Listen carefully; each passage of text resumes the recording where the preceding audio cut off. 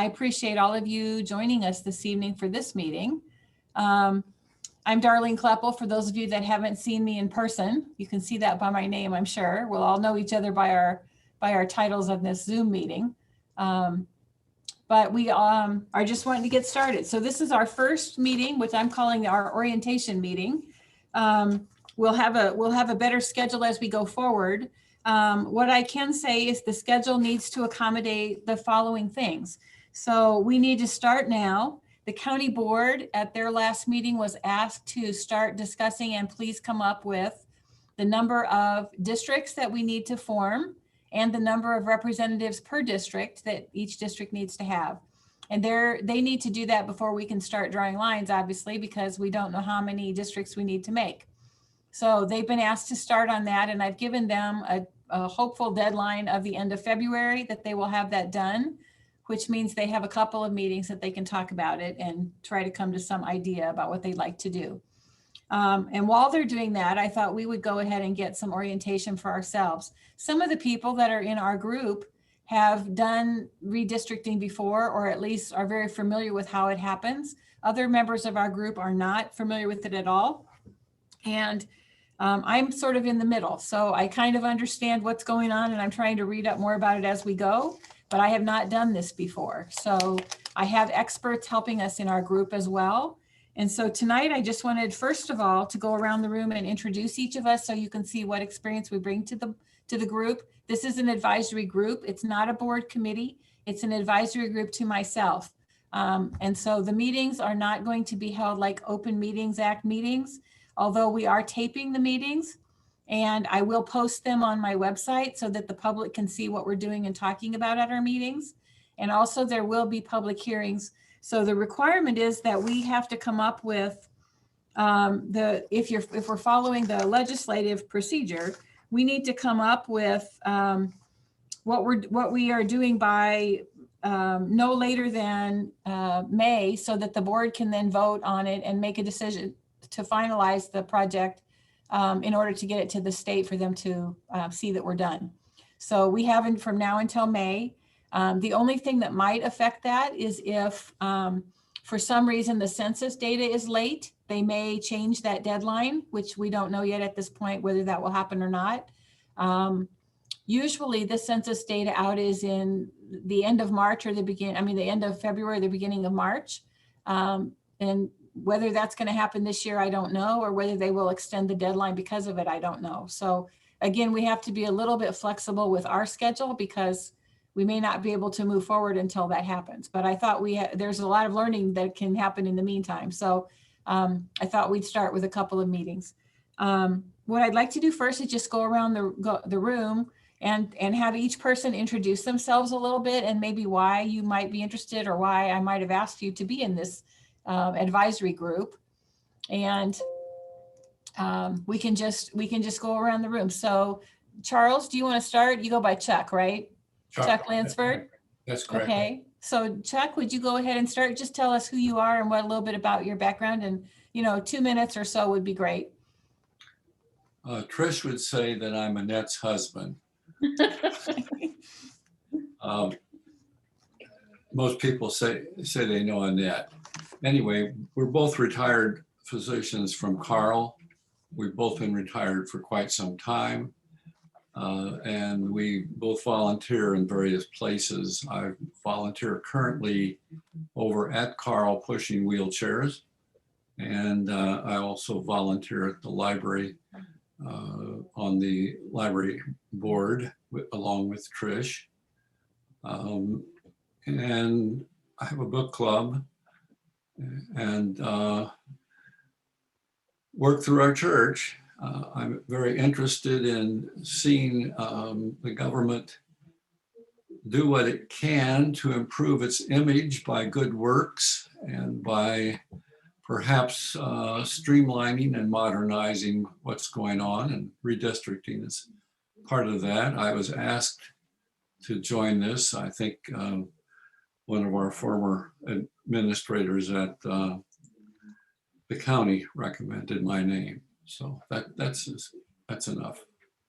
Okay, thank you. Mhm. Tricia, would you tell us a little bit about yourself?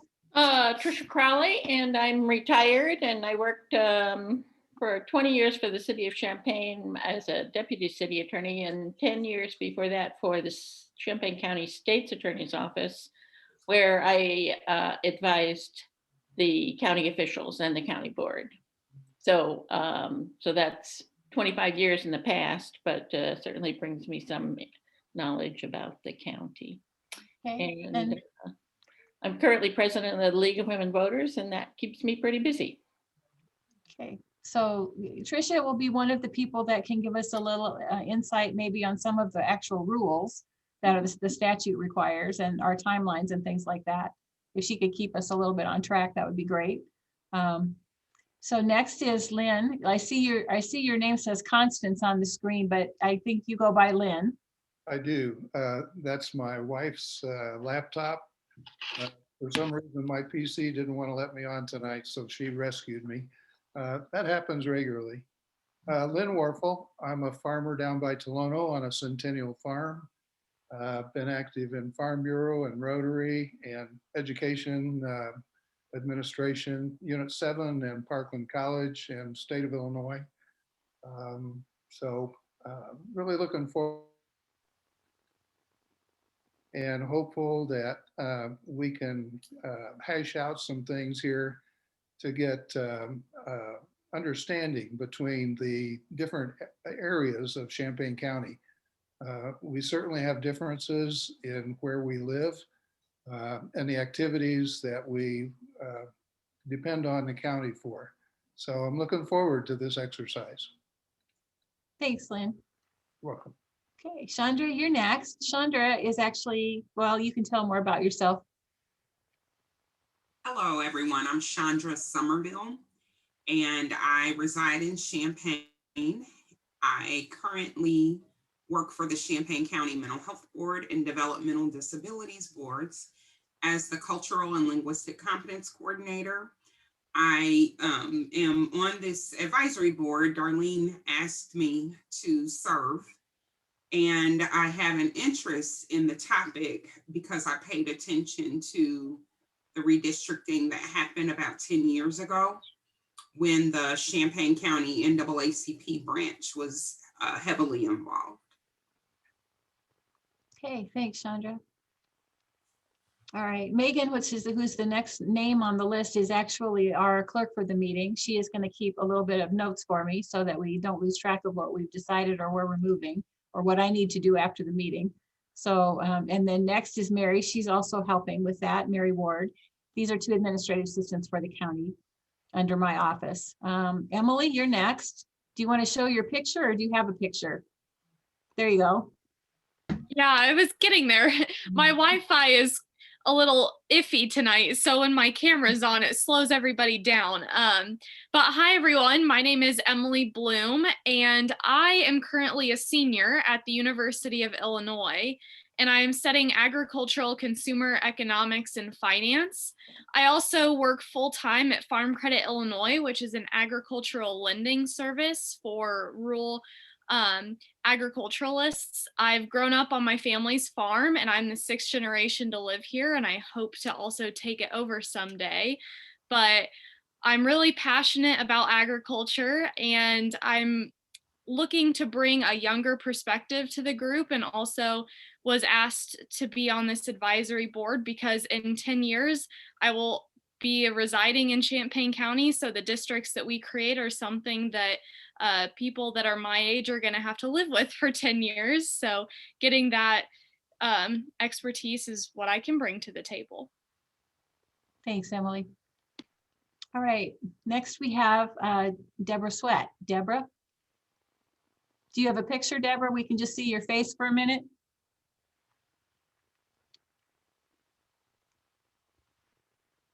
Actually, No? Okay.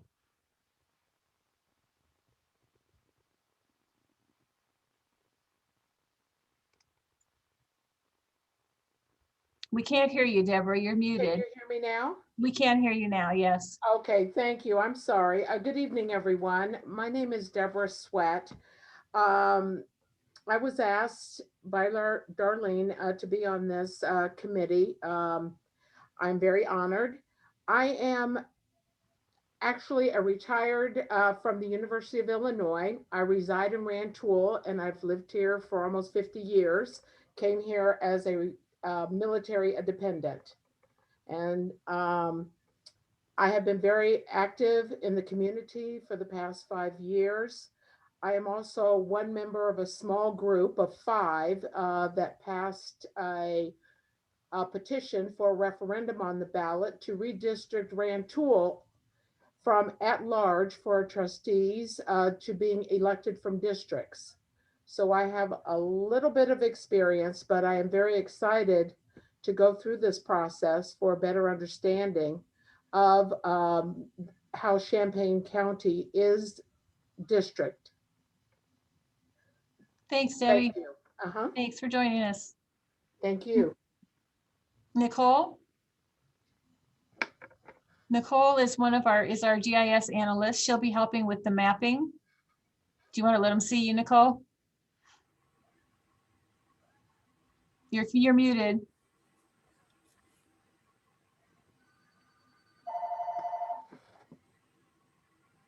Nope. Yeah, there she goes.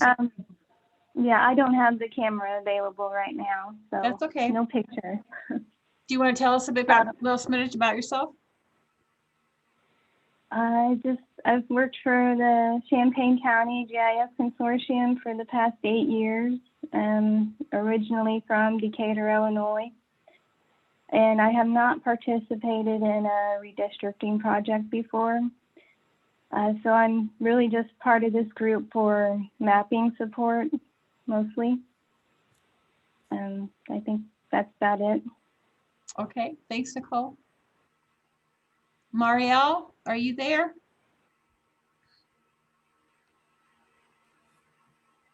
Hello, everybody. I'm gonna share my video. Hello there. Well, my name is Mariel Wasanga. I am the director of the International Trade Center for the Illinois Spdc, which is a small business development center. We're actually a nationwide organization, and I work for the organization that's here in Illinois. Aside from that, I'm about to finish my MBA at UI. And I have been living in Champaign for a little bit over 2 years. I moved to the US from Peru, actually, 3 years and a half, 4 years ago, I believe. So I'm an immigrant, and I'm just looking to help and giving a young perspective, and also a perspective on minority and a person who immigrated to the US. Which is a large segment of our population in our county. Thank Yes. you. Right, thank you. Okay, and I see Leanne has joined us. Leanne, do you want to say a little bit about yourself? Sure. My name is Leanne Brihabraili. I don't have a picture or a camera, but I'll try to get a picture for next time. So I'm the director of the Champaign County GIS Consortium, and as Nicole stated, we're mostly here for mapping, technology, and data support. I have been around a while, and I was involved in the 2011 redistricting project, but I'm going to preface this, but at a very high level, I was more on the periphery. So, you know, I know some, but not a lot, so I am certainly not an expert. Okay, so for those of you that don't know, Andrew Levy, who was works for the Regional Planning Commission, was the GIS mapping facilitator at the last time that we were redistricted.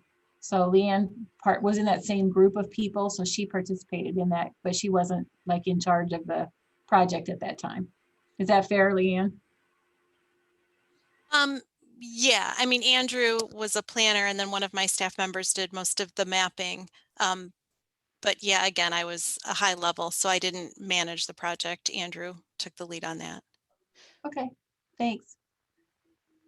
And then Gabe is also here this evening. Gabe, do you want to tell us about yourself and why you're in this project? Hi, everyone.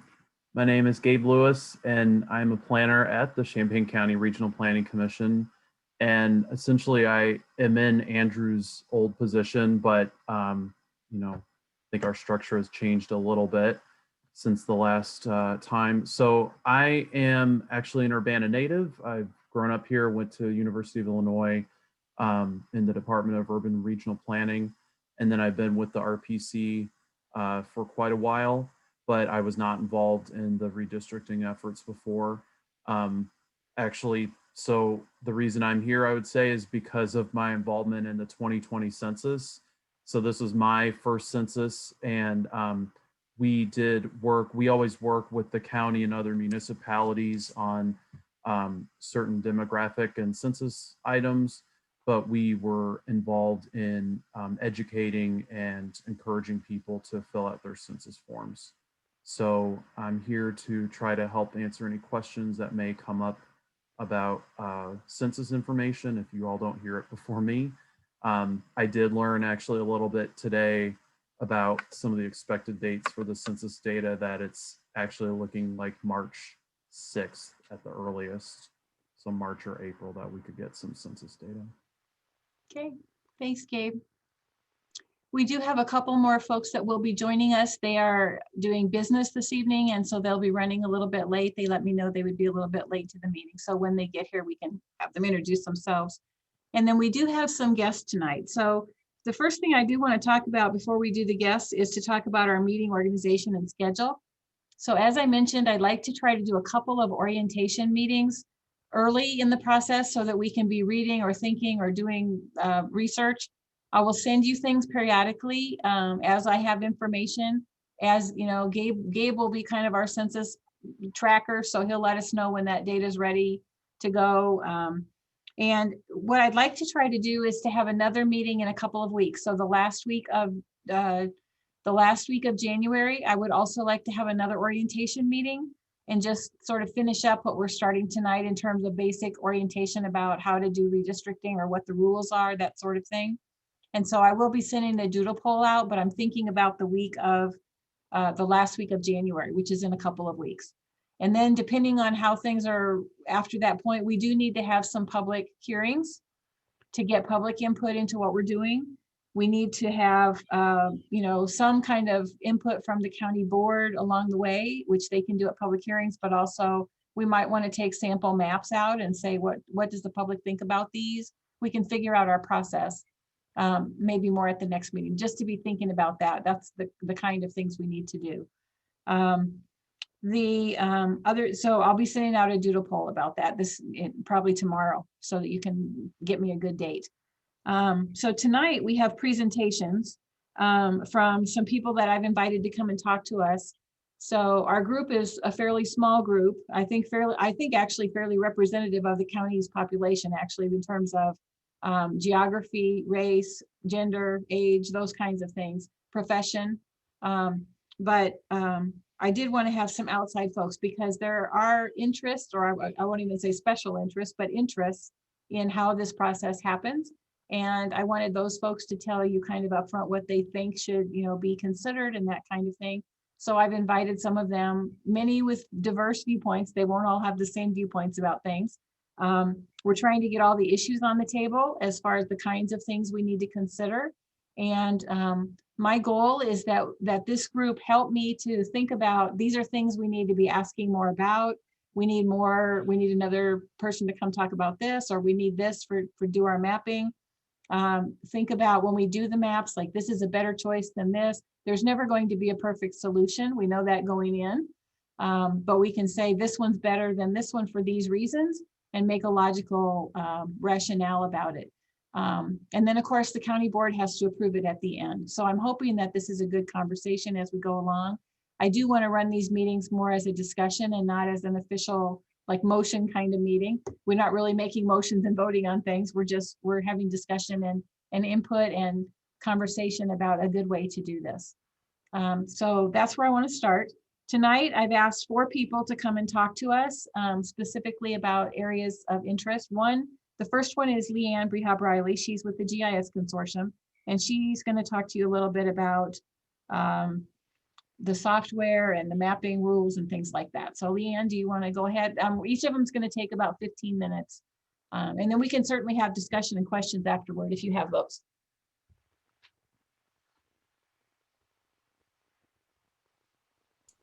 Sure, I can get started. Can you all see my screen? I just tried to share it. It should say Champaign County Redistricting Project. Oh, No, we can't see it yet, You Leanne. can't? No. Okay, let me see. There you go. It's coming. Can you see it? Okay, perfect. Okay, so I think all I'm really going to do tonight is just kind of walk you through this redistricting. We call it a story map application. Nicole actually was the primary person in putting this together. But this is just to provide you with an overview or starting point for the 2021 redistricting effort. Just so you know up front, this app currently is login protected, but the goal is to eventually make it available to all of the advisory group and even to the public. But I wanted to present it first and see if we received any feedback, and then we can, you know, forward it out. It's just an application that's available through a URL, which, you know, we will obviously supply you when the time comes, and, you know, you just access it in a browser of your choice. So at this point, the app just kind of provides a brief explanation of the Champaign County 2021 County Board Redistricting Project. It lists some general resources and guidelines, contains information about the 2011 redistricting project, provides current demographic maps and population data at the block group level. So one thing to keep in mind as I walk you through this, and I think I kind of just mentioned it, but this app can be altered and updated throughout the redistricting process based on feedback and or initiatives from this group. So when we get it to a point, you know, that we're all comfortable with it and we agree on some things, then this can again be shared with the public so that they can kind of keep track of what we're up to. So the first paragraph here just provides a general overview of the project and mention that this advisory group was formed to include community perspectives.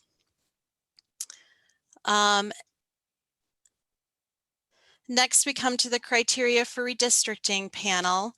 So you will notice as I scroll, kind of this story map is divided into what we refer to as panels. So the first panel is this criteria for redistricting. This panel provides a link to section 2-3002 of the county's code in the Illinois compiled statutes. This section of the statute provides guidance to counties with a population less than 3 million and a township form of government. And then you'll see in the 6 green boxes, just general guidelines that were found in the documentation related to the 2011 redistricting project. So the guidelines back then included creating districts with equal population, creating districts that are contiguous and compact, creating districts that only divide townships, municipalities, and precincts when necessary to maintain equal population, to create districts that preserve the voting power for racial minorities, and then districts that consider communities of interest. In addition, the guidelines that they adopted restricted the use of voting patterns, voting records, past election results, party affiliation, or other political factors unless necessary to analyze any unintended consequences. So this group really just needs to determine at some point in this process if the same guidelines are to be adopted or if they should be modified for the 2021 effort, and even how each guideline should be prioritized or weighted as this process continues. So I think one thing to understand is the majority of these guidelines are supported in either the state statutes or the Voting Rights Act, and links to both of these, well, a link to the 2011 redistricting resolution is provided, and that resolution does outline the specific state statutes that were referenced to create these guidelines. In addition, there's a link to the Voting Rights Act that's also provided. And if at any time anybody has any questions, feel free to jump in. How exact do the population groups need to be? Because we are really disparate in communities of interest. A large part of the geography of the county is rural and small towns. So the population in most of the geography is really unequal compared to the cities of Champaign-Urbana. Well, so I mean, I think the goal of this is to create equal population districts. And also, I mean, I think this group needs to determine how many districts there will be. And I think they have to be created in such a way where you're keeping your communities of interest together where you're able to. I'm not really sure that I'm answering your question, but it's my understanding that the population needs to be as equal as possible in each district. Okay. And this group will have to decide how much variance they will allow. That's Right. one of the questions, Lynn, is Okay. there's a limit to how much variance you can allow, but you can make that a little bit smaller, a little bit larger, depending on what this group decides. I'm not sure. In the reading that I've done, a 10% variance is more than has been allowable by courts. 5% is really pushing the edge of what federal voting rights law allows. So you might, I assume someone from the state's attorney's office is assisting? I have not found out, I haven't asked which person yet. But Well, you might check on that because that might be a critical factor. there But is- no, there are pretty those sure- criteria. So we'll share those as we go along about what the limits are, and then at what, you know, this group can help me say, well, do we think that needs to be closer to this amount, or really we can be a little more flexible, which is better for our area, you know, that sort of thing. But there are limits and rules to all of these criteria. Darlene, did I understand you to say that the county board, before we actually start sort of drawing maps, the county board itself would decide how many districts there were and how many members and whether they would be multi-member or single member? Yes, that is the board's responsibility to determine, yes. And they have a schedule for doing that? Yes, I have told them I would like to have that by the end of February, if possible. Okay. Yeah, and I can tell you, you'll see it actually below because you're going to see the statistics, but the populations were pretty darn equal. So in the 2011 effort. So this brings us to the 2011 redistricting results panel. So this area contains the county board district map that was ultimately selected in 2011. So these are the current county board districts. These are still the county board districts. So as somebody mentioned earlier in their introduction, this map was submitted and created by the NAACP. And it was the map that was ultimately adopted by the county board. So you'll notice on the map, there's all kinds of tables and statistics off to the side. So the map does contain the results of the statistical measures that were used in 2011 to analyze all the maps that were submitted. And I believe there were a total, well, it says below, there were a total of 22 maps that were submitted. So I understand that these images are kind of hard to read. So you can download a PDF of them using the links below. And in addition, we found a document that explained all the statistical standards that were used for the 2011 redistricting project. So these might be some good places for us to start. So just some material and information that you all can review prior to us making decisions and going forward. So that's the information that's contained in the 2011 redistricting panel. Next, we come to the 2020 census panel. So this panel provides just kind of a status of the 2020 census and links to some information. In addition, it contains population and demographic maps at the block group level for your reference. Just so you know, the 2020 demographic data that we're using was obtained from ESRI Demographics, so these are estimates. ESRI is a global geographic information systems company. So we, the county, is a ESRI shop, I guess you can say. So we do utilize ESRI software for most of our mapping efforts. And also, just so you know, I'll talk a little bit more about the map, but the 2020 demographic data is available for viewing and displaying from ESRI, but it cannot be downloaded for analysis purposes at this time. So these are estimates that are available for viewing.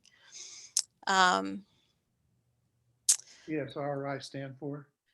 Well, I don't think it stands for anything anymore. I think it's just ESRI. It used to be Environmental Systems Resource. Ooh, I forgot what the Institute. But I believe they've dropped that and now they just go, I call them ESRI because that's old school. They go by ESRI now. They don't use the acronym, it's the word ESRI.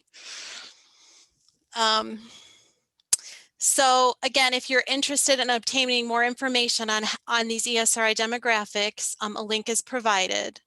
So you can click this link and it'll explain to you some more details about how these demographics were derived and created. Okay, and then this brings us to a series of maps. The first map is a population change map. So as I keep scrolling, you'll notice a legend appeared on the left. This map represents the population growth from 2010 to 2020 at the census block group level.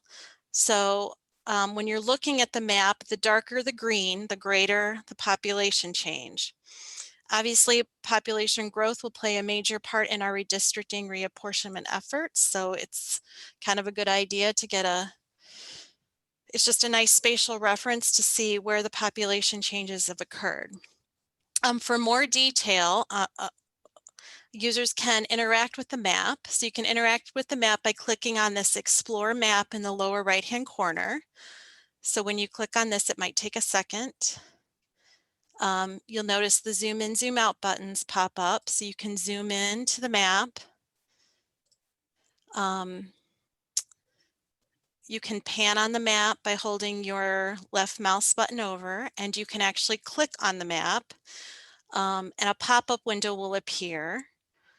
And it just provides more detail related to the population changes for that selected block group. So here you'll see it's dark green. It says the 2010 population reported by the census was 2,453 and the estimated 2020 population is 3,639.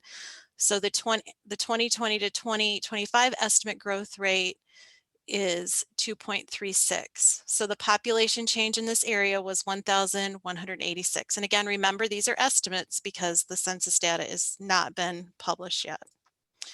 And then there's just a little chart to kind of, so you can visualize the population change. Leanne, this is for the next 10 years. Is there any kind of guesswork about where population might increase a lot over the next 10 years? That was something we could talk to our planners about, Lynn. So I don't, Gabe is in a planning department, but I think the county also has planning and zoning people, and they might know better where they're starting to get more applications for development or things like that. So we could have them and come talk to us maybe at the next meeting. That would be of use. Yeah, and I will say in the pop-ups, you will see that there is this 2020 to 25 estimated growth rate. So it is at this 2.36. And that's just based on the numbers, not on development things. Well, it's predicting the growth rate from 2020 to 2025, right? So they do include some future growth estimates. Okay. I'm saying, Leanne, I think, isn't that just the statistics? Like if they use the same percentage, that's how big it will be. Or they're not actually looking at development applications, are they? I don't know how they determine that growth rate. Okay. Yeah, that would be something that we would have to probably look more into. I'm sure it explains it in the ESRI demographics here. So that'd be something we'd have to look more into. Nicole, do you happen to know?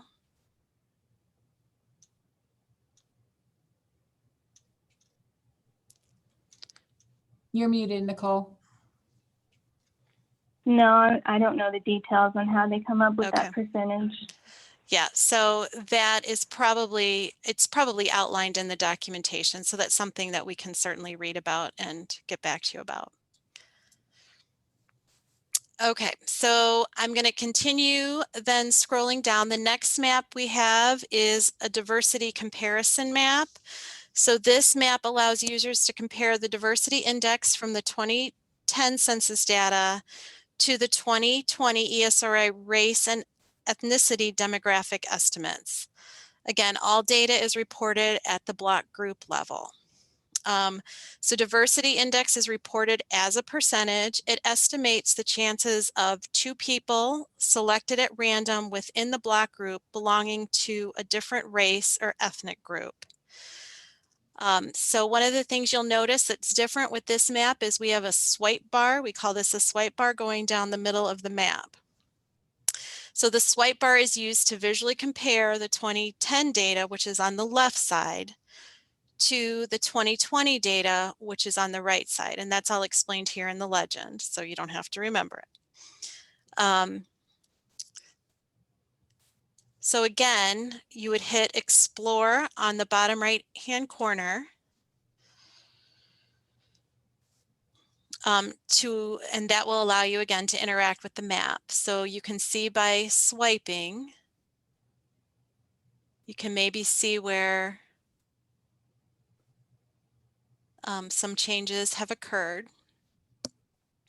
Okay, and in addition, just as with the other map, you can click on a block, you can zoom in, zoom out, and you can click on a block group level and a pop-up, you can click on a block group and a pop-up will appear.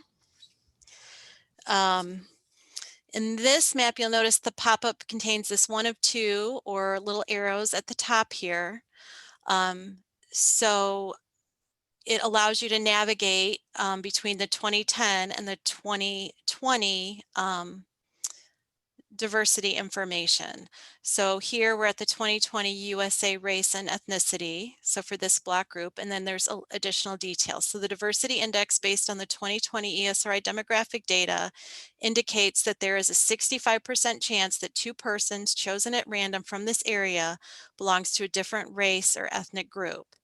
And then below you'll see a chart, a pie chart, that just tells you what the minority non-Hispanic population is, the white non-Hispanic population, and the Hispanic population. I did want to note that right now we only have those 3 categories. However, we are actually upgrading our servers soon. And once the upgrade is complete, we'll actually have access to a more detailed minority breakdown. I know that seems crazy that those 2 things are connected, but they are. And then when I click the arrow button, you'll see what the diversity index was for 2010, and then just more detail. So in 2010, there was only a 55% chance that 2 persons chosen at random from this area belong to different race or ethnic groups. So they're anticipating it will increase. The diversity for this block group will increase in 2020, the diversity index.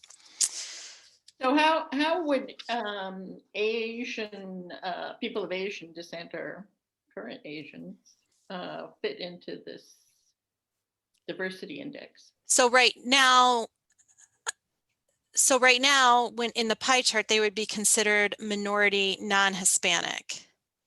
But again, once we upgrade, we'll be able to see a breakdown of the Asian population. So you'll have an actual population number for that group. And that's based on what the person selects in the census form? I assume, I mean, I don't know all the details of how the census, I mean, they gather the information and then they do run all kinds of statistical analysis because not everybody gets, not everybody fills it out, not everybody, so yes, so somehow this information, so the 2020 stuff I assume is derived from the ACS, however ESRI puts it together. And again, all that information is contained in that ESRI demographics link. So the details on exactly how that's obtained or figured out or calculated is probably contained in that link. But yeah, presumably the 2010, because it was actually from a census, they calculate that diversity index. The census calculates that diversity index based on, the information that they've collected. Okay, Leanne, I don't know. Do you have a lot more pages because we need to move on to another presenter? Nope, I'm pretty much done. I just have one more panel and then we're done. So I'm going to click stop. It's not one more panel. It's one more kind of area. So the last area, which I think is of interest to you, is this is the 2020 apportionment map data. So this last group of data includes the 2020 apportionment map and data. So here the ESRI 2020 demographic and population estimates were apportioned to the current county board districts. Again, if you're interested in understanding how the data was apportioned, there's a link here that will explain it. So the provided summary table map and charts provide details regarding an estimate as to the current population and demographics of the existing county board districts. So as with all the other maps, here you go. As with all the other maps, more detail can be obtained by clicking the Explore button and interacting with it. So this, I think, is kind of a powerful map because you'll see where kind of the population growth has occurred and where population, it's a clear indication of where some of the districts, the populations are out of whack, due to growth. So these are obviously, it's just kind of an interesting map. So all the data, the 2020 data was apportioned to the 2011 districts. So I think there's a lot of good information in all these maps to provide you kind of with an overview of kind of the state of things and where we think, changes are going to need to occur in the 2021 effort. So that's it, Darlene, I'm done. Fine, thanks. No, there's a lot more to learn, and I think we'll enjoy spending some time with the maps, looking through them and playing with them between our meetings as well. I just wanted you to get a chance for an overview, and that was a good sample of what it can do, Leanne. So thank you for that. Any last questions for Leanne before we move on to our next person? When will this be available? We can make it available to the committee as early as tomorrow. I don't really think it's probably ready for the public yet, but we can, to do this, I'll just need to get everybody's names and email addresses, and we'll have to set up individual logins unless there is no issue with making it available to the public. I mean, we don't have to widely, we don't have to provide the URL on any type of public site. So I think, a member of the public would be hard pressed to find it. So Darlene, and I'll leave that up to you on how you want to handle that. But either you'll provide a login or we'll let you know if it's made publicly available. Okay, thanks. I'll think about that because I don't want to put stuff out there before we get some idea of what we're doing, or we're just going to confuse folks. The idea is that we're publishing things that are helpful to people, not to confuse them. So, okay, great. All right. I see we have two other members of our group that have finally joined us. So Brandon, do you want to say a little bit? We all said about 1 minute about ourselves and why we're interested in this committee. If you want to introduce yourself. Hi, I'm Brandon Boyes. I'm a former economic development manager for the city of Urbana. I'm also a former elected official. I served on the city council for 4 years in northern Wisconsin. This would be my first redistricting effort. And so, yeah, just excited to learn more and participate. And yeah, looking forward to it. Thanks, Brandon. All right, and then Brian also has joined us this evening. He's going to be talking a little bit later. This is Brian Gaines. Do you want to tell us a little bit about yourself, Brian? Sure. Good evening. I'm Brian Gaines. I'm a professor of political science at the University of Illinois at appointments both in the Department of Political Science and at the Institute of Government and Public Affairs. I have academic interests in redistricting. I've been studying it, writing about it for, I guess, more than 20 years.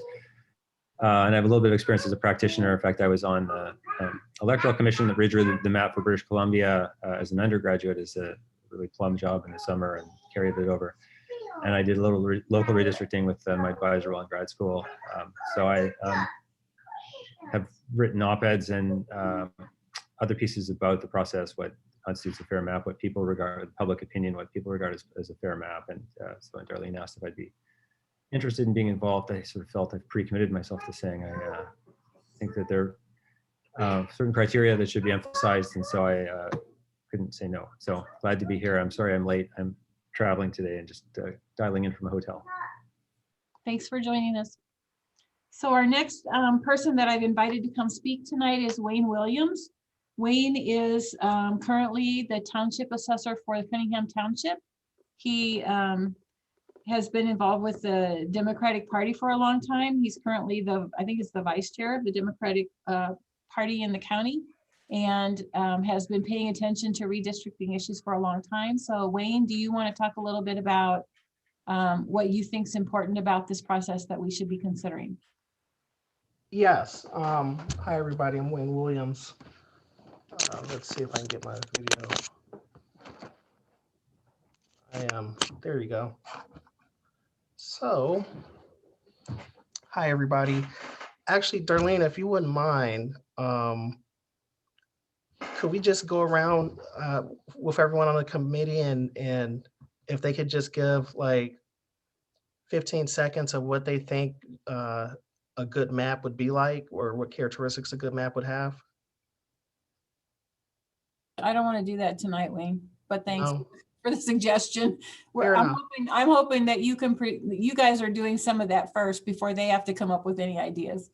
Fair enough. Well,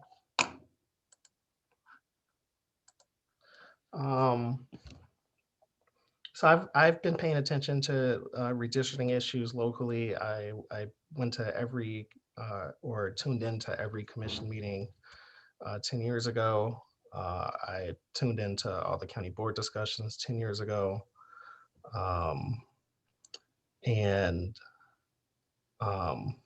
What I can tell you is I'm sure everyone here has the best of intentions in wanting to participate, and I want to thank you all for your service. Unfortunately, whatever outcome you produce, whether it's Democrat or Republican, one of the parties is going to accuse you all of producing a horribly gerrymandered map.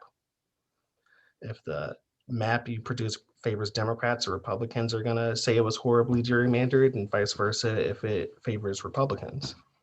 Unfortunately, that's the climate that we're in. There are many ways to produce a fair map, but it all depends on what your definition of a fair map is. 10 years ago, of all the maps that were submitted, the map that we operate now, I believe had the least amount of population deviation between the districts. And that is what I believe is the most important characteristic. The law, the state of Illinois law will tell you that you shouldn't cross political boundaries such as townships, cities, precincts.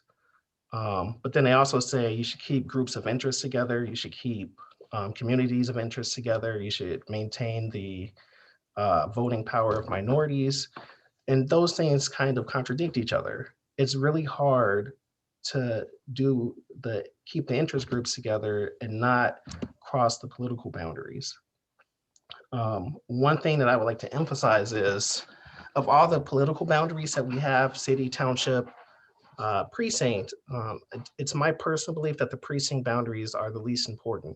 Precinct boundaries can be changed by the county board in an instant. It's much harder to change city boundaries, even harder to change township boundaries, but precinct boundaries can be changed by the county board in an instant to fit your map, that whatever you guys produce, as well as the congressional and state legislative maps that'll be produced at the state level. Someone asked about population deviation, and the last, from my research, the last couple cases that addressed population deviation allowed for a 10% population deviation. I would like to add that those cases were in the 90s, and technology has improved to such an extent since the 90s that we can actually get to a deviation of 0. If you look at our statistics for our congressional maps, which I'm going to share my screen.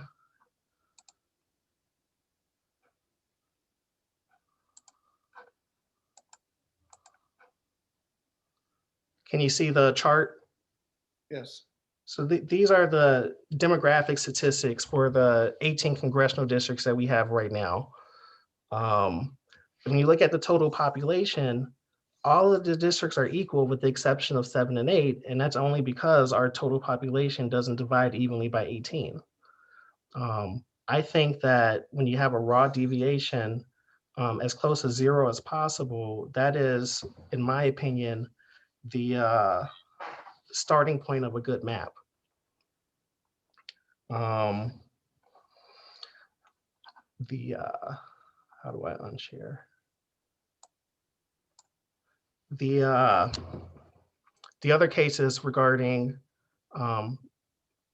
redistricting and gerrymandering, the last couple were about partisan gerrymandering, which the Supreme Court has said is okay. Racial gerrymandering, which the Supreme Court has said is not okay. And you have 2 types of gerrymandering that I hope Professor Gaines will get into. You have packing, which is, we'll get more, you have packing where you condense a lot of one group into one district, and cracking, which is the opposite. And I'm hoping that Professor Gaines will go more into that.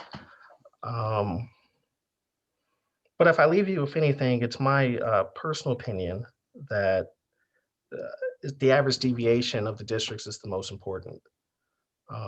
The map that we have now, that we have a very low average deviation. I think it was less than 10.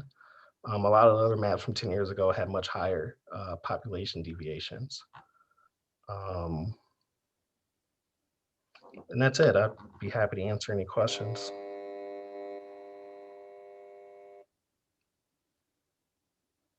Thanks, Wayne. That was a good overview of things to be looking for when we go through this process. As we try to compare map ideas, these are some things that would be priorities for us to say, for example, is this one more gerrymandered than that one? Is this one more equal in population than the other one? So those are the kind of questions we're going to be asking ourselves. So thank you for that. Any questions for Wayne before he goes? Okay, great. Our next presenter tonight that I've asked to join us is Patsy Petry. Patsy is, she can tell you a little more about herself and her history, but one of the main reasons I asked her to come is that she was a former county board chairperson. And so she has experience with the county, which is the districts that we're trying to develop at this time. So Patsy, do you want to talk to us about your things that you think are important and what we should be looking at and your experience with this? Good evening, everybody. I'm Patsy Petry. I'm an urban planner and I taught urban planning at the university. I was on the county board for 8 years. In 2 of those years, I was chair. I happened to have been on the county board when it was 27 members, 9 districts, and 3 members for each district. And then when the new map, what we're working with now, that was changed to 22 members, to 11 districts and 2 representatives in each district. And I was one of the people who voted about the new map. I was one of the people who set up the task force that worked on this issue and worked on getting maps drawn and attended all of the meetings associated with the present map that we are now about to move away from to a new map due to the census. So the best thing that I think that I can do in an educational mode for you all, since most of you, as I listen to your backgrounds, are nascent to the process, and to share some of the lessons learned as we went through the previous process. Lynn and Wayne have sort of touched on the fringes of the issues of what it takes to get a good map. And before I get to that part of it, I'd like to build up to the reason that it is difficult to do this. The first is the way the statute happens to be written and how you work with the criteria in the criteria set in the statute to apply to our county. Our county is a difficult county. You saw several maps of it. As Nicole, no, it was actually, what? No, it wasn't Nicole who gave the presentation, but showed the maps and how disparate things are within our county. We're really almost a square county, and think of us as a donut, and the hole in the middle is the heavy population.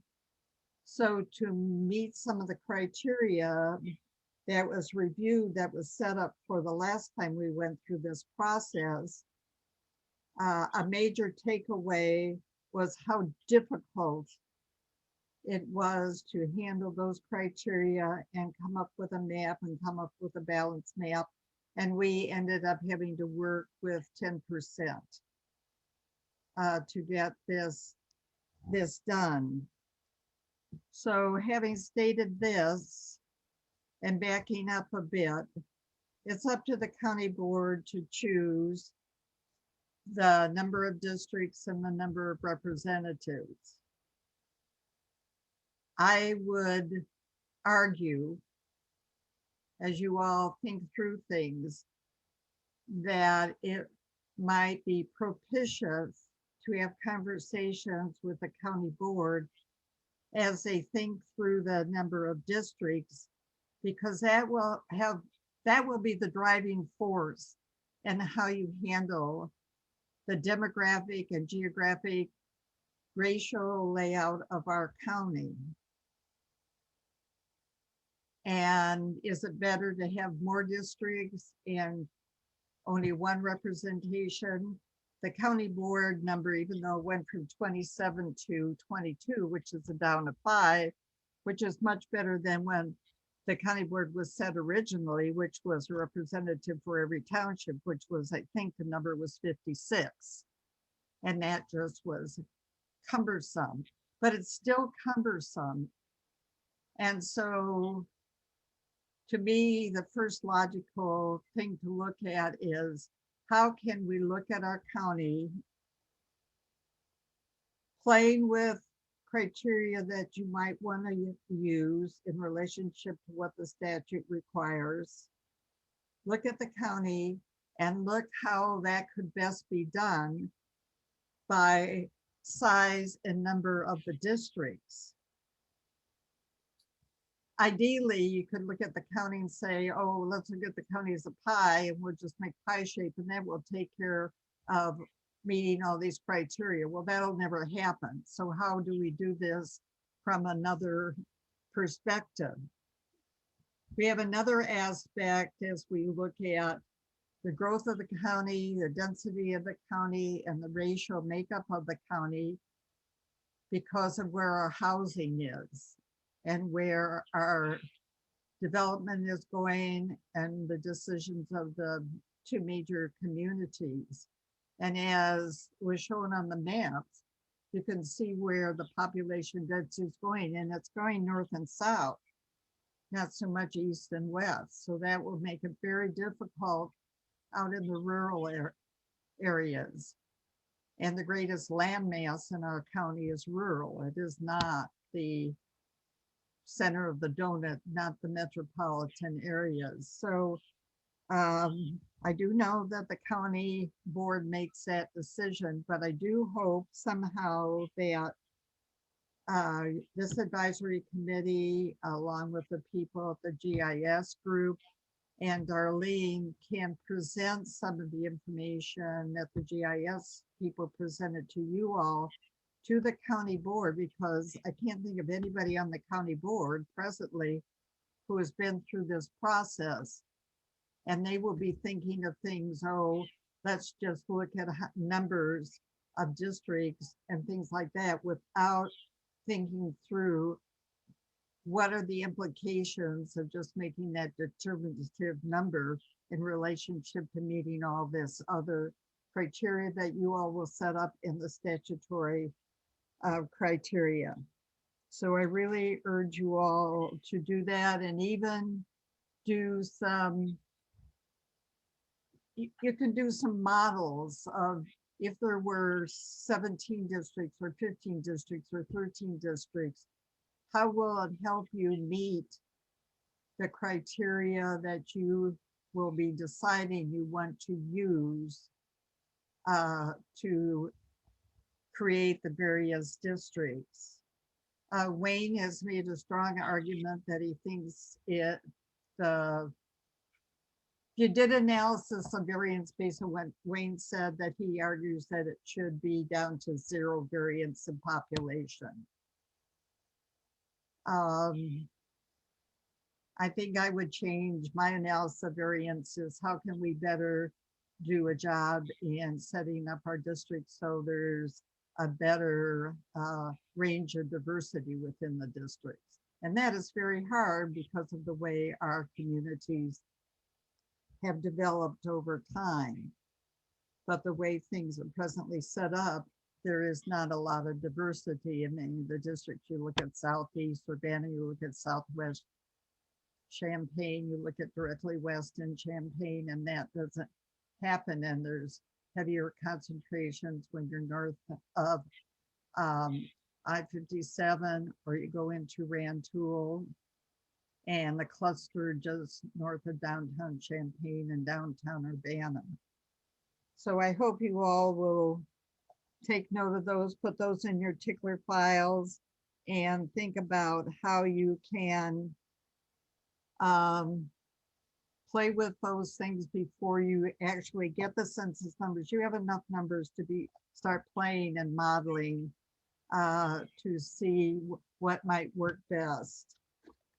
Even though you don't have any vote as to the number of districts and the number of representations, since I'm sharing lessons learned, since I lived through the 27-member county board and now the 22-member county board, I have stated this publicly for a long time. It's time to reduce the size of the county board so it works much more efficiently, effectively, transparently, and even reduce the representation now down to 1 per district. That becomes very important. I assume Brian could talk to this even more. There are plenty of studies out there that show that there's a percentage of people on any board who never do work. And the larger the board is, the easier it is for people not to totally participate in an educated manner. And reducing the size of the board would enhance that engagement. It also would enhance some other things for the county, which isn't your task, but it's, you want to be thinking about this, that it would start the conversation on how do you change the committee structure within the county. And that hasn't been changed in a long time. And it would be refreshing to have those conversations. I'm looking at my notes right now. Some of the other things that lessons learned from the last process, there were a lot of maps that were made. I think she reminded us the number was either what, 22 or 23. And many of those maps never saw the daylight. They never saw the time of day. They just were discarded by the organization that presented them. Lynn knows that the Farm Bureau presented a number of maps that never got a nod from the task force, and they weren't given serious consideration. And the map that we're living under right now, there were 2 maps brought in, sponsored by the NAACP at the very last minute. And people were tired, and those were the 2 maps that made it through the task force to be sent to the county board. And those 2 maps were presented to the county board, and the decision on the map we're working under right now was made in about 3 minutes. And Darlene mentioned in her beginning remarks about the importance of engaging more of the community in this process of doing this map. And with the experience that happened 10 years ago, I would strongly urge you all to figure out ways of doing it. You can do some charrettes with the community members to get them engaged, to look at the maps, to see what this means, what it changes, listen to them. That is something that we never went out to the community. We had open meetings, obviously, but that meant the community had to come to the meetings, and the meetings were quite technical, which made it very difficult for John Q. Public to engage when they were not going through the whole process as the rest of us were going through. I think those are the key. Those are some of the key takeaways that I thought through to present to you all to be thinking about as you begin the process. And it was good to be reminded about the criteria that we drew up 10 years ago because the criteria we drew up 10 years ago made our task even harder because they were very difficult criteria to meet. I mean, if you take each one of those criteria and you start doing map overlays using one criteria and then the next criteria and the next criteria, it becomes a very, very difficult situation, and it is a it is not a true, it doesn't end up to be a true representation of what a county looks like in population and race and makeup. Any questions, or I'll answer some later as the conversation goes on. Patsy, really great that you've got all that experience in this whole area. One of the really big things, we've got about 209,000 in the population, but the last figure I saw, there's about 50,000 U of I students. Yes. How do you wrestle with the 50,000 students who are there for maybe 8 months and then they're gone?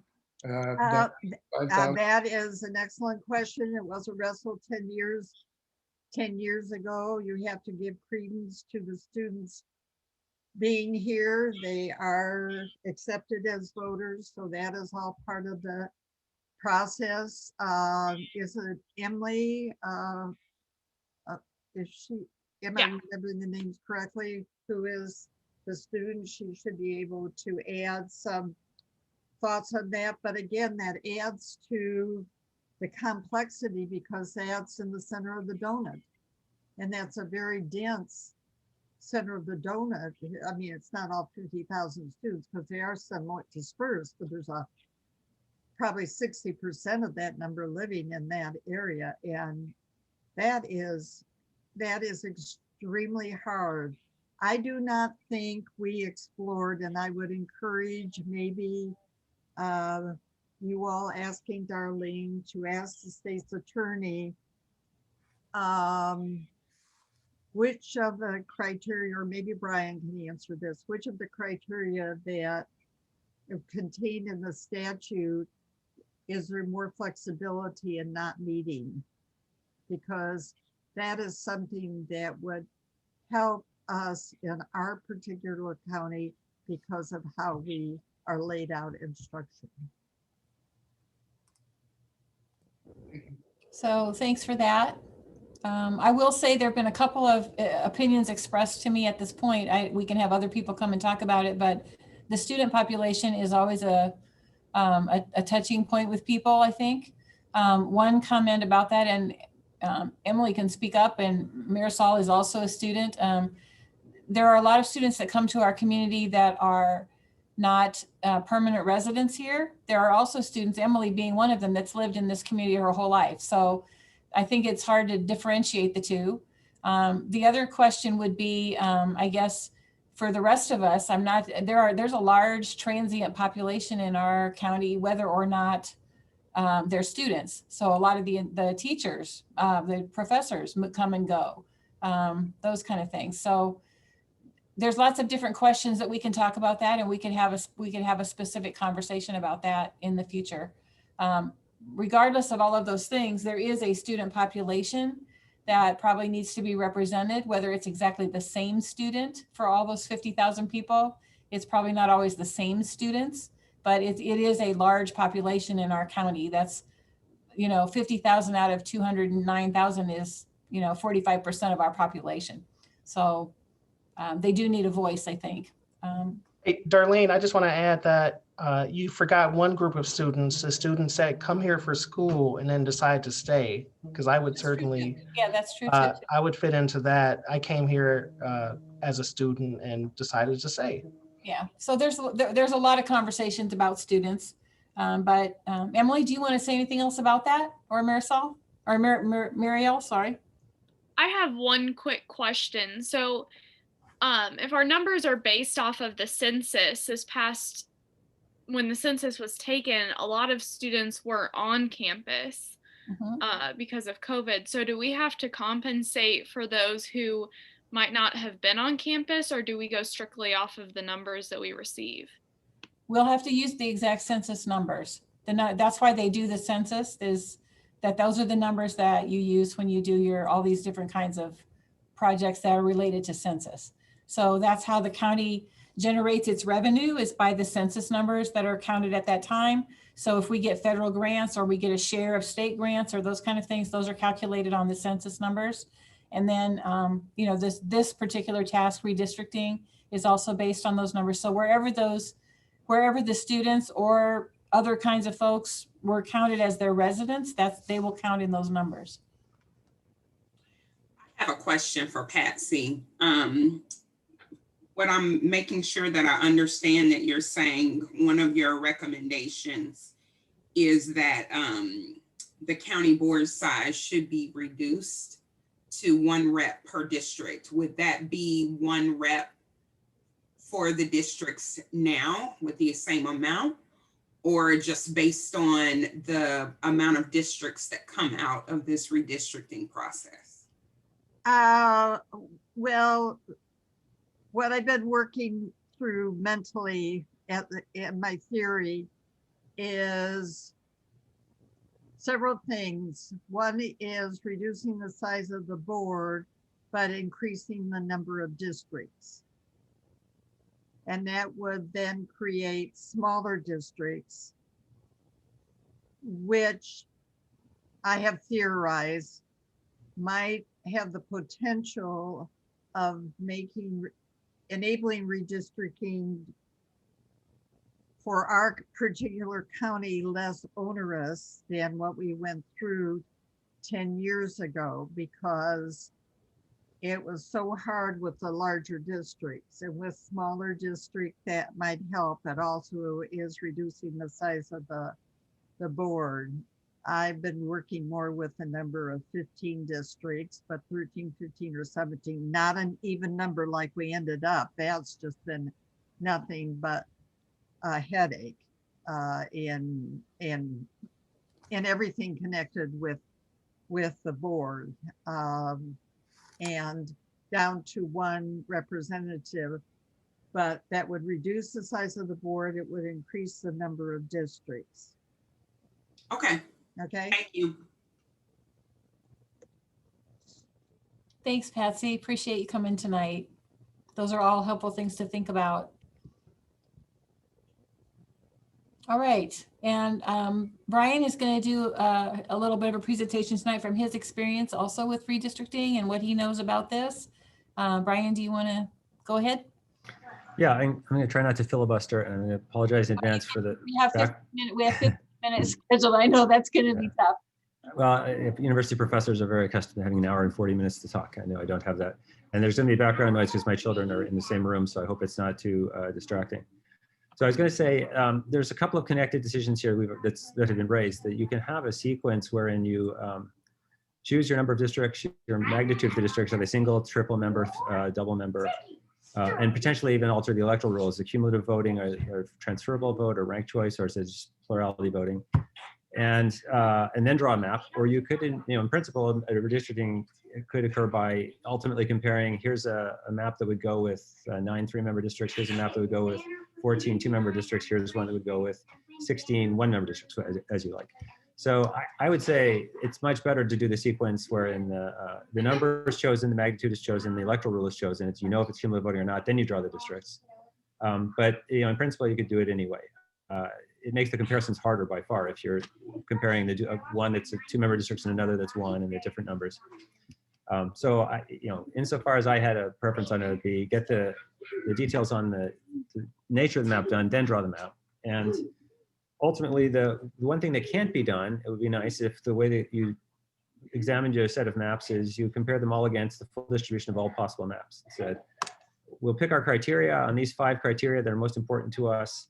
Here's a map presented to us. Where does this rank across the universe of all possible maps? The problem is, even the fastest computers at present could not possibly draw all possible maps. It's an astronomical number. So it would be something like 10 to the 153rd power is the number of maps you could draw with a given set of census blocks and a population equality requirement that has some flexibility around it.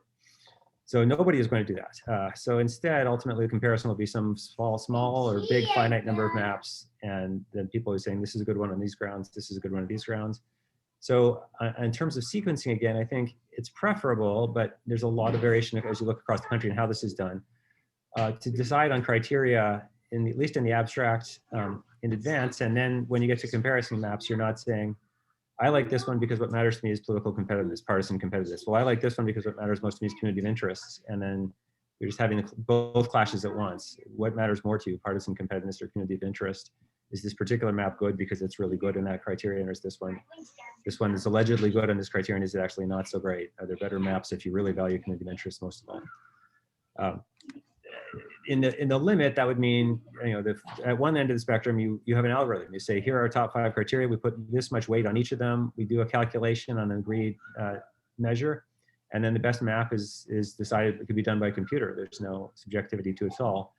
More likely is you never agree on exact weighting as such. You just say, these things matter. I think we should put a lot of weight on, say, population equality, a little bit on community of interest.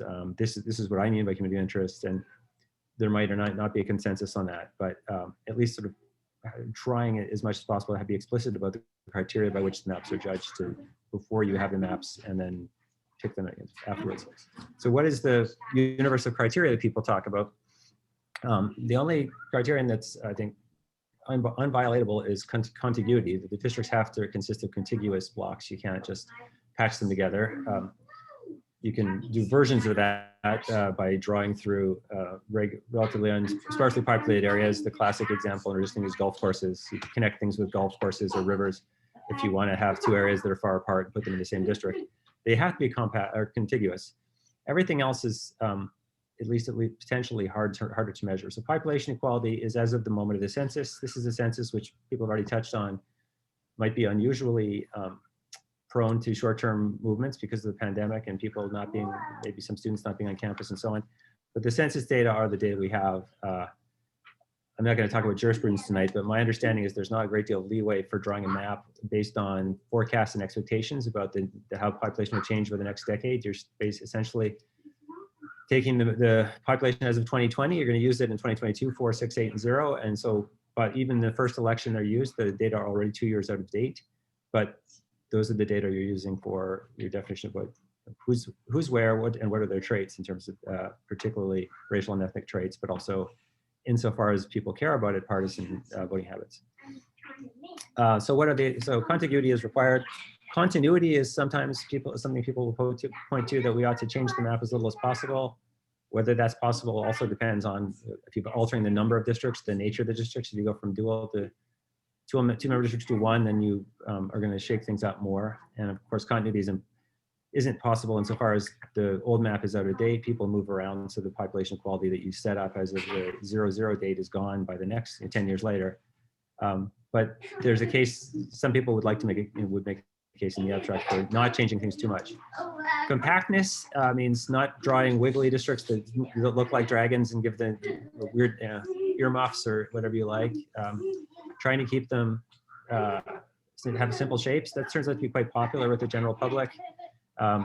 Sometimes there are lots of measures of it. There's no one agreed. There's no gold standard on this. So what is a compact district is somewhat in the eye of the beholder. And going with that, related is this something also brought up is respecting existing boundaries, not having too many crossings. There's as a mnemonic, you can just all these criteria can be labeled with a C. So I'm thinking of contiguity and continuity, compactness, crossings. Crossings means not crossing township boundaries. City boundaries. Sometimes it's geographic features like rivers that we're pretty light on those in Champaign County. But, something that would really like a mountain range or something that matters a lot in other places. Competitiveness can be ignored utterly. Some people say the best way to do a map is pay zero attention. In fact, there are states where you're not allowed to know anything about the people who draw the map are not supposed to know anything about voting behavior. It's hard to have people who are paying any attention to politics not know, at least even if the data are not in front of them, something about this is a pretty blue or red area. But competitiveness is a popular criterion, and generally the case people make is you should be trying to make more competitive districts, not less competitive. That sometimes is at odds with communities of interest, which is the another C. What communities of interest? Again, that's something people can argue about and define for themselves. The jurisprudence is sort of clearest on racial and ethnic communities of interest, that you can't draw a map designed to minimize the representation of particular racial groups, minority groups. And you can't draw maps that are or sorry, draw maps or design systems like an at-large system rather than a district system, which are going to have the effect of greatly reducing the relative degree of proportionality of the representatives to the population, at least on racial and ethnic terms. On urban and rural terms, I think there's less clear how courts view that, but there's a strong argument that there's, again, a community of interest and different sets of interests.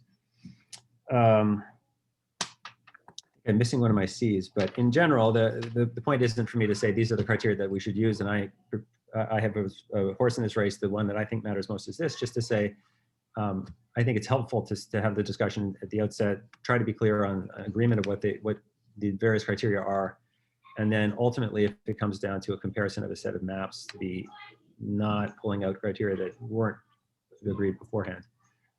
So, you know, if I have a preference on sequence, it's getting numbers right, getting the criteria right, then doing the map making. The logistics of map making, we touch on to some degree in the software, it can be done lots and lots of ways, but my last point would be technology is making it easier and easier to be transparent. There's a very strong case for transparency. So whatever the discussions are, if you have hearings and not many people are going to come, there are political junkies who will come, but a lot of people will be interested enough that if you can direct them to, this is the choice, here's the nature of the choice, there's a set of maps that differ in these criteria, differ in these regards, that it's harder to get one that's going to be more competitive in partisan terms, but also respect this kind of community of interest. So this map is better in this regard, this map is better in this other regard, and sort of make the choices at hand as clear as possible, that the public, insofar as people have a preference, they like transparency, like to know what's going on. And it's not that a lot of people who are just marginally interested in politics start out knowing what districts they want, but they do want to know why they were drawn the way they were drawn, especially when the belief that people like simple shapes, I think, comes from if there are weird shapes, they don't know why they were drawn that way, but they know somebody's up to something. So as I say, I didn't want to talk tonight at all about standard existing jurisprudence or like the political science as such about how do you measure competitiveness. I'm happy to do that as we proceed. But my sense about how you proceed is put a lot of importance in transparency and then try to keep the sequence straight.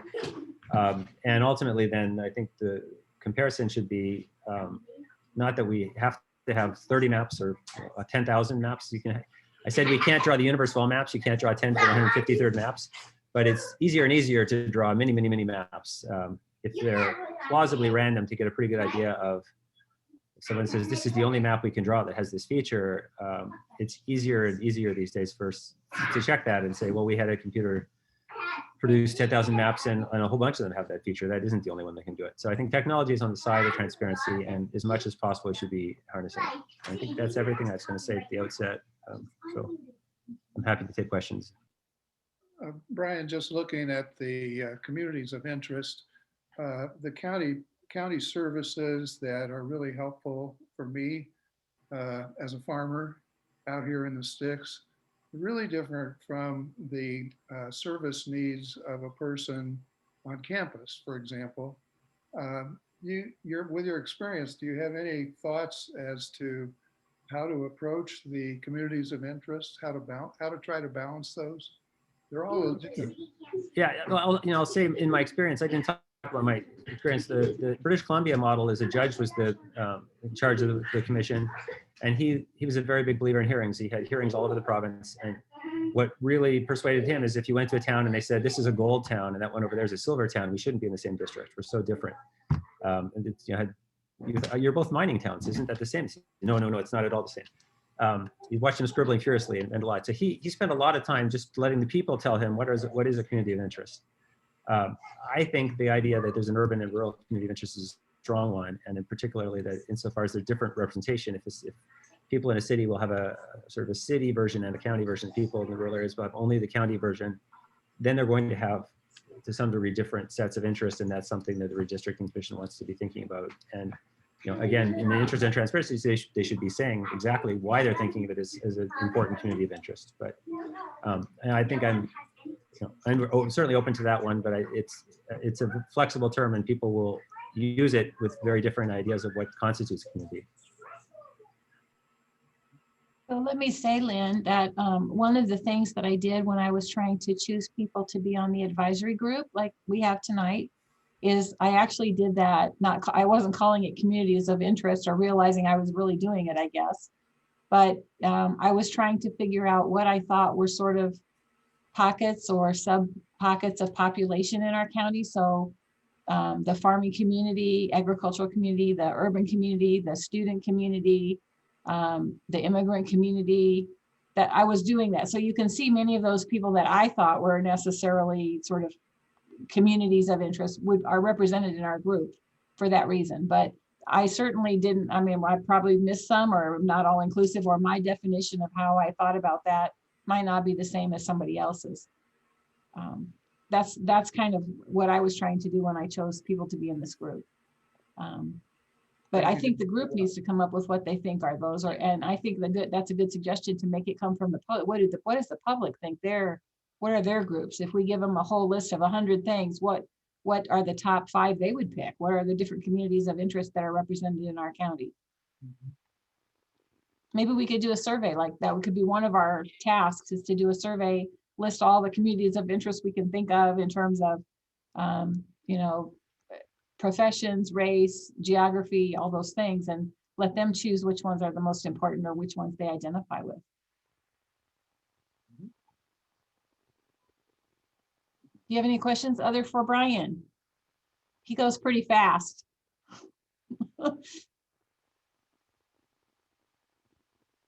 Okay, great.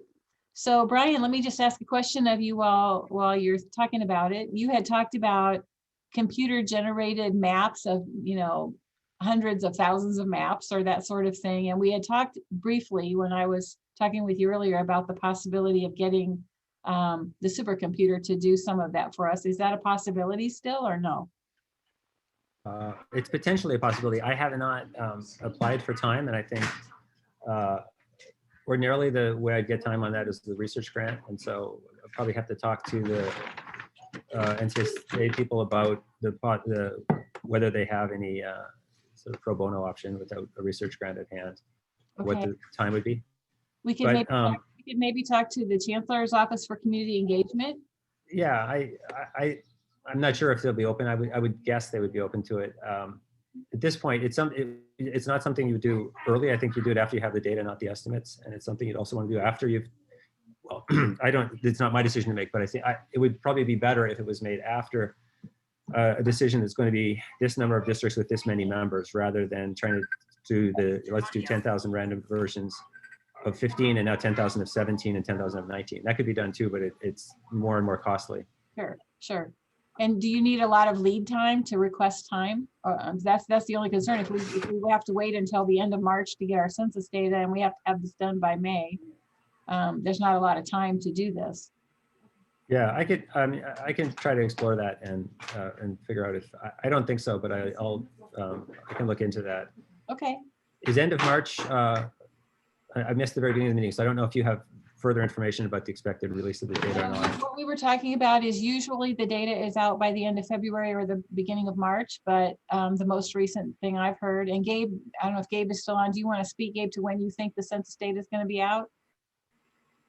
I mean, yeah, I was just saying just today, I learned from National League of Cities, early March will be the earliest. They're saying between March and April, but I had heard April 30th, so early March would be good. I thought April 30th is plausible. So that was the later part. Yeah, between March 6th and April 30th, I would err more on the April side personally. And then the question would be whether or not the state would push back the deadline for us to get this information done. In our case, I had planned to take it to the board I think the board has to approve it in May. So they might have till June. I'll have to look at the timeline, but there's, they only meet once a month. We could have a special meeting, but there's a really short time frame in there between when you get the data and when you actually can do this. So I'm trying to do as much as possible now ahead. But there's certain, like you're saying, there's certain things you just can't do till you have the data. If it's as late as April 30th, I think the case for an extension would be great. It doesn't mean that you get one, but it would be a very strong reason to give an extension. Yeah, I would think all the whole state would have trouble. The whole nation would have trouble if that's their deadline. Tricia, do you have a question about that? Or you have insight? You're muted, Tricia. You're muted. The county's code provides that if the reapportionment is not complete by July 1, then there's automatically a reapportionment commission, step by the county clerk and a couple other people that are named by statute. So it's taken out of sort of. Right, so they have to make their final decision by July. And I was thinking I was pushing May, thinking that we might possibly have to wait till June. But if we don't do it in June, I think what'll happen is what happened last year is that they'll get something at the last minute. They'll just approve it without any discussion because they'll be under a deadline. I was hoping to give them at least 1 month to think about it, talk about it, because they only have generally one meeting a month. So that was my thought on that. I mean, I don't want to try to push it till June and then hope they get it done. So I'd like to build on what Wayne mentioned. And it was very accurate. I mean, I would love to do a lot of maps and see the iteration of them, et cetera, et cetera. But even with 22 and 23 maps that came before that previous task force, there was always some group that came in and lobbied that it didn't work this way for their subset interests, or it didn't work that way for subset interests, and all it ended up doing was kicking the maps out. There wasn't any true non-biased, strictly academic view on the shape of the map. So you might keep that in mind as you decide how many maps you want to generate, or just generate them to begin with for you all, that you can look at them and look at how the spatial changes occur, and within what changes, I'm sure they'll be color coded so you can look at what those changes mean before anybody else in the world starts looking at those maps, because it got so many maps were never given a deep level of consideration, and short shrifted those maps, which should not have happened because of the pressures of the other groups that came in. So one idea, going back to what Brian was saying and what was said earlier about the criteria, is if we set up, if we take a look in the, I say in the next couple of weeks, take a look and think about some of the things that were said tonight. Maybe at our next meeting, we could spend a little bit of time coming up with our criteria. And if we decide those are going to be our criteria, we could then evaluate all maps that are given to us by those criteria. It seems like that would be, it could be just a simple ranking, like this map, like if we have a scale of 1 to 5 or 1 to 4, we can say, does this map meet this criteria 1 to 4? Does this map meet this criteria 1 to 4? And then that would be with every map that gets presented, like this, these are the, and so some of them would meet one criteria better, or another criteria not as well, but at least we would have this, we could see what those are. Brian, did you want to say something? I was just going to say, I think that with some of the criteria, the standard could be very clear so that there isn't a lot of measurement argument, but on others, I think it will always be fuzzy and it kind of, well, you know, from 1 to 5, this one's a 4. People might say, I think it's a 3. That'd be fine, and I think it's pretty natural. Something like population deviation, and the metric is very clear. It's just going to be, you know, the number. And if you are able to do, here's a set of 10,000 maps, and someone says, is this really a good number or bad number? You could say, compared to this other distribution of maps, we of course would not manually inspect 10,000 maps. We'd say, of these 6, 7, 8, whatever it is we're looking at on this particular criteria, and this one is amongst the top 10%, this one's on the bottom 10%, at least on those criteria that are very precise and can be computed. Okay. Any other thoughts about that? You'll get map fatigue. That's what happened to the last task force. Well, sure. After the 46th map, we'll be like, oh, I don't want to look at another map. That's very much that's very much what happened. Yeah. Well, and it might be worthwhile for us to have our GIS folks think about doing some map. We can start with, of course, the existing maps, and then see, like, if we make a change, if we just move a line, let's say we can say, if we want to keep the same number of districts, if whatever the board decides to do, they can move a line over by, you know, so much, and we can see what change that might make in those criteria. Maybe we'll get a pretty good sense fairly quickly. If you move a line here, it makes a big difference. If you move a line there, it doesn't make much difference. Maybe that, you know, visually, maybe we can get a better sense of that pretty quickly by doing a few, just move the lines without any other criteria and see what it does.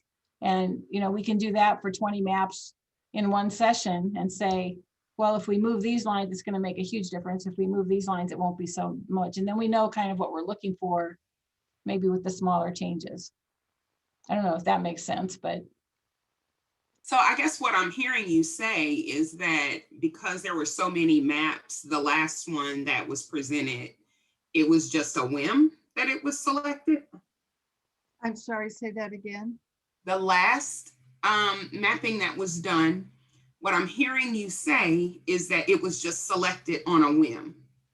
It was map fatigue, and the 2 maps from the NAACP were presented at 0 hour, and I'm not suggesting anybody go back to look. You don't have the time, but if you went back and looked at that meeting and how the vote went, it's very clear how the vote went would cause you to realize it was map fatigue. Okay. And that's something, again, what Wayne was saying, Wayne is pushing for no variance on population. Well, with the way this community is developing and the apartments that are being built and things like that. And that was a heavy conversation 10 years ago, but it may not be the main conversation to have, because that is going to change tremendously. And you can project some by asking the cities where they're going to allow some development. And we sort of knew development was going to go north and south. But there are other criteria that were listed, and you may all be thinking of even additional criteria that should have a heavier weight than zero population. I would Go ahead, Wayne. I wouldn't characterize it as quite like Patsy did. I can understand why she would characterize it that way. But I don't think it was map fatigue necessarily. I think it was, there were a lot of maps presented. It was close to the deadline, and there were a group of people who knew what they wanted and just wanted to get it done. That said, some of the criteria I remember at the commission meetings, they were very intent on having a minority majority district, and that's the current District 11. The NAACP actually, they submitted two maps. There was the current map, and then the other map that they submitted. So District 11 right now has a minority majority population as of 2010. They submitted another map that had very high minority populations, but did not have minority majority populations.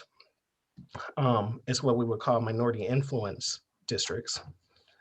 And there was a misconception that the map from 2000 had a minority majority district, and it didn't. It just so happened that geographically that one of the districts that everyone thought was a minority majority district, geographically it did touch a lot of African-American neighborhoods, but it was in fact minority majority, from what I remember. And it's actually in the documents from 10 years ago, and that was the old District 9. That district was actually more like 45% minority.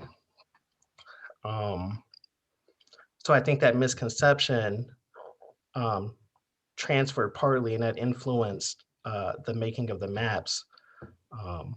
You could argue good or bad, but that was in there. Okay, thank you.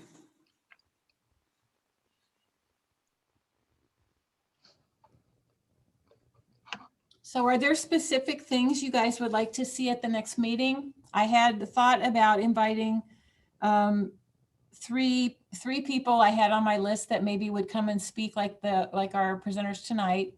One is George Danos, who is the current county auditor, who has a lot of experience with also sort of paying attention to where districts are.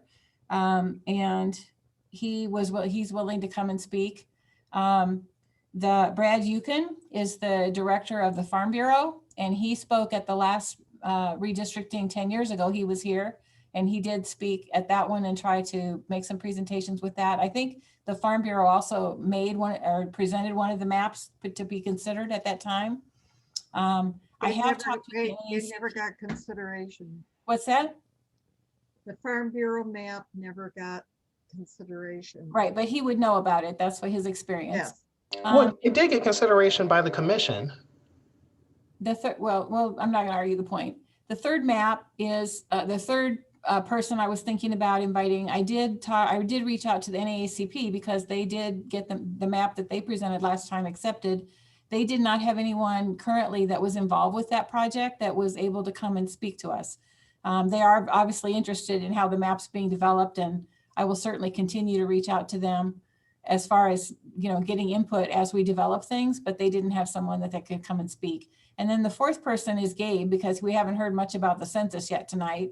And by a couple weeks from now, they might have more information about the census. So he could talk a little bit about that and what are some things we might need to be looking for in terms of our minority majority representation, or ways that he has seen the counties grown, or different, different things like that. So those are the folks that I had thought about inviting for next time.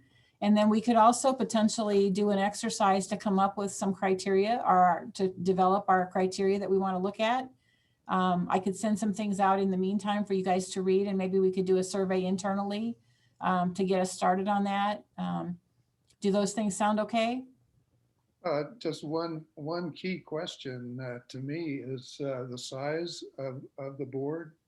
How do we get some sense from the county board as to what they may do related to the size of the board? I would assume that the county board will have some conversation about that. They do have it will probably be under the policy committee. So that's the committee of the whole right now. They meet as a committee of the whole. And I have brought it up to them. They have a memo from me asking them to do that and their time frame. They have received that. There wasn't a lot of discussion about it, but they realize it's supposed to be on their agenda. So hopefully at the next committee of the whole, they will talk about it. They may talk about it at their caucus meetings ahead of that time. I'm not sure. Those are all public meetings, and you're welcome to listen to what they're doing or look on their agendas to see what's being discussed. I certainly will be touching base with them to see where they're at with that. You guys are welcome to just reach out to your county board members individually and talk to them about what they're doing, or what they're thinking, or what you're thinking, what you think they should be doing. All of the above. Those are the ways.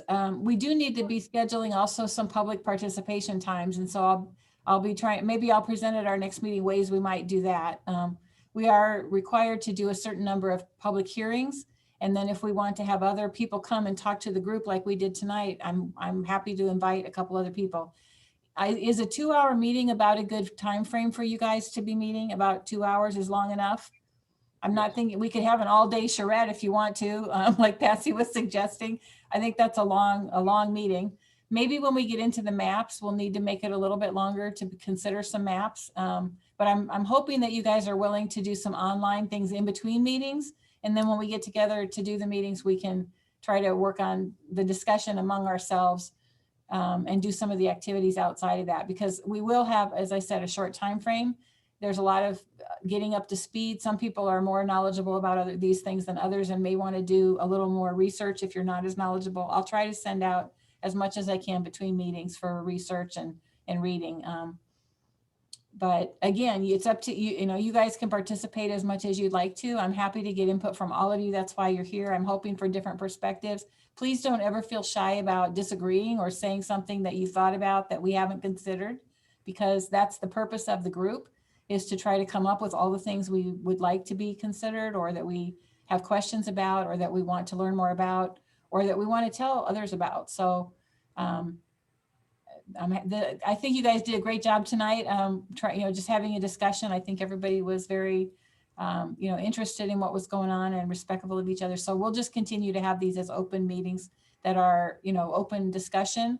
And I just hope to encourage that. So I'm sure that as we go along, there will be differences of opinion. And again, I didn't invite all of you because I thought you were going to think the same things. So hopefully we'll be able to get some idea about what other things might be out there that we haven't thought about. So that's the goal of the group.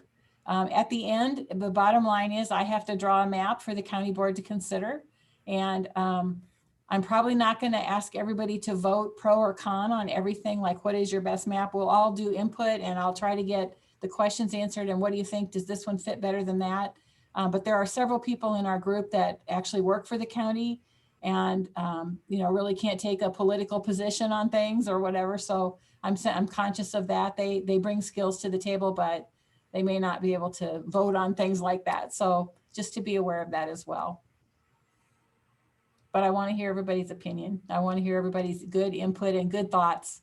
And you guys are all engaged, so that's great. Any other things you guys want to talk about tonight? Any other things I need to research or get for you before the next meeting?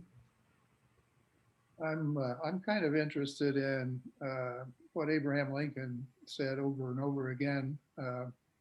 In the period where the House was really divided, he really settled on we the people. And I know it sounds optimistic, but I'm hopeful that we can be very respectful of our differences. We've got really strong differences related to the services we want from the county. But if we come at it from the standpoint of we the people, and I want to be very respectful of the student needs and of the other needs represented on our committee. I think we can work this out. Not perfectly, but that's not democracy. We're not going to get to perfection. You mentioned that already, Darlene. But I think we can come to something that really appeals to most people as reasonable and possible. So I'm hopeful. My personal goal is, frankly, that I believe that every person that lives in our county deserves a voice, and that we should try to truly represent those voices. And if we can come up with a process that will do that, we will have succeeded. Again, is no perfect way to do that, but that is my goal as the county executive, and my goal personally as a person. So that's how I'm trying to approach this, and I'm hoping that I'm hoping you guys will agree with that goal. So. Great. Sounds good. So I want to thank you all for being willing to take on this very important task that will affect our county for the next 10 years. And thanks for coming tonight, Patsy. Your experience was useful. And Wayne, thank you for joining us this evening. And Brian and Gabe, thank you. Yeah. Leanne, thank you for sharing tonight. Okay, we'll have more things for you next time, and I will send out the doodle poll to get our next meeting together in a couple weeks. Thank you. Have a good night. Thanks, everyone. Thanks, Darlene.